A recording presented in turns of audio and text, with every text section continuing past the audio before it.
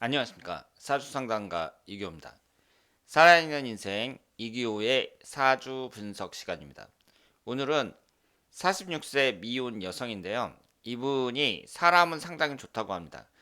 그래서 주위에 이용만 당하고 지금까지 삶이 어렵다고 하는데 사연을 한번 읽어보도록 하겠습니다. 미혼이고 지금껏 혼자 힘들게 살고 있는데 엄마까지 치매셔서 혼자 병간호하고 가족이 전혀 없습니다. 친구들이나 사람들한테 많은 도움 주고 살았는데 이용만 당하고 보기 안타까울 뿐입니다. 이 친구는 언제쯤 풀릴까요? 호프집 같은 거 작게 하고 싶다는데 해도 될는지 돈은 융통될는지 몸도 약하고 자주 아프고 결혼 생각은 전혀 없다네요. 여자 보세옷 가게 하다 실패했어요. 상가 주인이 계속 1년마다 월세 올리고 이래저래 빚만 졌다네요. 도와주세요 선생님 이렇게 말씀하셨습니다. 이분은 2018년도에 그 신청을 하셨던 분입니다. 그러니까 그 당시에 46살이었어요. 그런데 여러분들이 이분의 사주도 사주인데요. 사주는 지금 오행도 다 들어있고 이 정도면은 상급 사주라고 볼 수 있습니다. 목기운 두 개, 화기운 두 개, 토기운 두 개, 금기운 하나, 수기운 하나 이렇게 되어 있는데요. 여러분들의 이 자본주의 사회에 살면서 인생을 살아오면서 느끼시겠지만 내가 어떤 부모를 만나느냐 이것이 대단히 중요하다고 볼 수 있습니다. 자신의 노력보다는 이 부모님이 얼마나 도와주느냐 여기에 따라서 그 사람 인생은 많이 변한다고 볼 수 있는데요. 지금 주인공 같은 경우는 엄마가 치매시고 그리고 혼자 병간호하고 있고 가족이 전혀 없다 그랬잖아요. 이럴 경우에는 힘들 수밖에 없죠. 부모님이 나를 도와주는 게 아니라 내가 부모님에게 도움을 줘야 되고 어머니 한 분 계시는데 이분이 치매니까 나는 전혀 도움이 되는 게 아니라 오히려 어머니 때문에 내 삶에 집중할 수가 없는 거예요. 이런 사람들이 좀 힘들어진다. 이렇게 말씀을 드릴 수 있습니다. 지금 사주 구성을 보면 개축년 병진월 신묘일 갑오시 이렇게 되어 있고요. 목기운돌, 화기운돌, 토기운돌, 금기운 하나, 수기운 하나 이렇게 되어 있습니다. 지금 남자를 나타내는 관성운이 두 개가 있고 자식을 나타내는 이 식신상간운도 개수가 하나 있거든요. 그러니까 사주 원금만 봤을 때에는 자식운하고 남자운이 모두 있는데 이분이 결혼을 하지 못하셨습니다. 이것은 대운과 관련이 있다고 볼 수 있습니다. 지금 여기에 보시면은요. 일단 4살서부터 13살까지 정사대운이 유아기 어린이 시절이잖아요.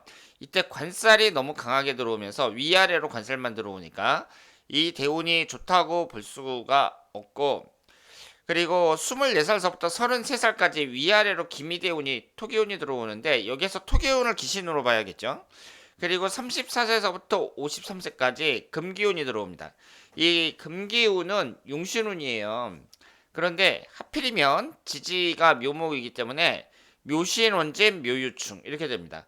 그러면 결국 24살 기미대운이 결혼 정년기였다고 볼 수 있는데 이때 기신운만 들어왔고요. 그리고 좀 늦게 결혼한다면 이 경신대운을 할 수도 있었는데 원진살이었습니다. 그리고 신유대운은 지지충입니다. 이렇게 금기운이 용신운인데 이게 지지충이 된단 말이에요. 이럴 경우에는 어떻게 봐야 되느냐. 다른 사람들 같으면 대체적으로 잘 풀린다고 봐야죠. 대체적으로 잘 풀리는데 이렇게 이제 지지충이 형성이 될 때 특히 재성운이 충을 받고 있단 말이에요. 이런 분들은 한 방에 날아가는 경우가 있습니다. 그러니까 용신운이 들어왔는데 이 용신운이 하필이면 충이 발생한단 말이에요. 이럴 경우에는 이 10년 대운이 대체적으로 괜찮아요. 그러다가 한 방에 날아가는 경우가 있기 때문에 그걸 조심하셔야 됩니다. 한 방에 날아간다는 건 이런 거예요. 예를 들어서 이 사람이 그 10여 년 동안 일도 잘 되고 그래서 돈을 많이 벌었어요. 그래서 이제 이 돈 갖고 어디 뭐 상가를 하나 사놔야지 하고서는 거기다 딱 투자를 했는데 상가가 전혀 나가질 않고 그러면서 가격만 계속 떨어지는 거예요. 그러면 이 사람은 계속 이자도 내야 되잖아요. 그러면서 이제 뭐 망하는 거죠. 뭐 그러면 그동안 벌어놨던 거 한 방에 망해버리는 거예요. 그러니까 내가 이렇게 용신운이 들어왔을 때 지지가 충하면 만약에 내가 그런 실수만 하지 않는다면 어떻게 되겠어요? 좋게 보낼 수도 있다. 이렇게 볼 수 있습니다. 그런데 사람들마다 자기가 처한 환경이 전부 다 다르니까 이분의 대운을 봤을 때는 일단 결혼 정년기에 그 이성운 결혼 정년기의 흐름을 봤을 때는 그렇게 유리하지 못했다는 거, 이걸 알 수 있고, 그리고 사주 원국은 구성 자체가 좋은데 지금 가족들의, 특히 부모님들의 도움을 너무 받지 못하고 있다, 이렇게 말씀을 드릴 수 있습니다. 그리고 그 당시가 이제 보세요. 그 2018년도에 상담을 받았을 때가 무술년이고 그 전에가 정유년, 병신년 이렇게 되거든요. 그러니까 이때도 이성운만 볼 땐 불리하죠. 원진, 지지충, 그리고 기신만 들어오는 해, 이렇게 되어 있습니다. 16년, 17년, 18년 모두 이성운만 볼 때는 불리하다고 볼 수 있어요. 그리고 45세 같은 경우는 지주충이 되면서 재물운이 깨지니까 이때에도 이 일년운에서 재물적인 부분에 있어서는 불리하다고 말씀을 드릴 수 있습니다. 그런데 이분이 이제 그 상가주인이 계속 1년마다 월세 올리고 이래저래 빚만 졌다, 이렇게 말씀을 하셨는데, 호프집 같은 거 작게 하고 싶다 해도 될는지, 뭐 돈은 융통될는지 뭐 걱정이다, 이렇게 말씀을 하셨는데요. 그 신유라는 대운 자체가 금기운이 용신운이라고 말씀을 드렸잖아요. 그래서 1년운만 봤을 때는 이 46세 지나면서 기해년, 경자년 뭐 이렇게 쭉 진행이 되는데 그 나쁜 해가 별로 없고, 그리고 사주 구성에서 시주의 재성운이 이렇게 앉아 있잖아요. 근데 이 재성운이라는 게 용신운으로 작용을 할 때에는 가장 좋다고 볼 수 있죠. 그래서 이 돈이 지금 이분은 일주하고 시주에 몰려 있어요.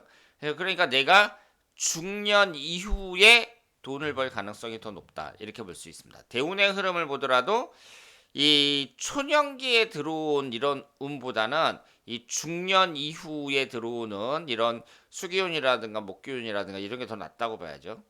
그래서 이분은 그 중년 이후 노년기까지의 운을 봤을 때에는 비교적 낙관적이다, 이렇게 말씀을 드릴 수 있습니다. 그래서 그 주위 사람들이 봤을 때는 사람도 참 좋고 그런데 일이 잘 안 풀린다, 이렇게 말씀을 하셨지만, 그 대운의 흐름으로 봤을 때는 지금부터 이제 나이가 들수록 더 유리하다는 거, 이 점을 말씀을 드리겠습니다.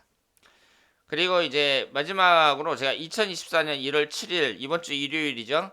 사주 기초 강의를 서울 강남에서 개강합니다. 하루에 3시간씩 총 4번이고요. 여러분들이 아시겠지만 제가 이제 추구하는 것은 아무것도 모르는 사람들, 그리고 뭐 공부한다고 조금 하긴 했는데 지금 확실히 모른다, 이런 분들을 최단 시간 안에 그 핵심만 딱 가르쳐 갖고 실전에 사조 분석이 가능하게끔 만들어 드리는 거, 이런 식의 그 공부 방법이라고 생각을 하시면 되겠습니다. 그러니까 고수들이 찾아와 가지고 제가 더 고수가 되고 싶어요, 이런 게 아니라 초보자들 대상으로 최단 기간 안에 실전에서 사용할 수 있게끔 만들어 드린다, 이렇게 생각을 하시면 되겠습니다. 자, 그러면 오늘 여기서 마치겠습니다. 대단히 감사합니다.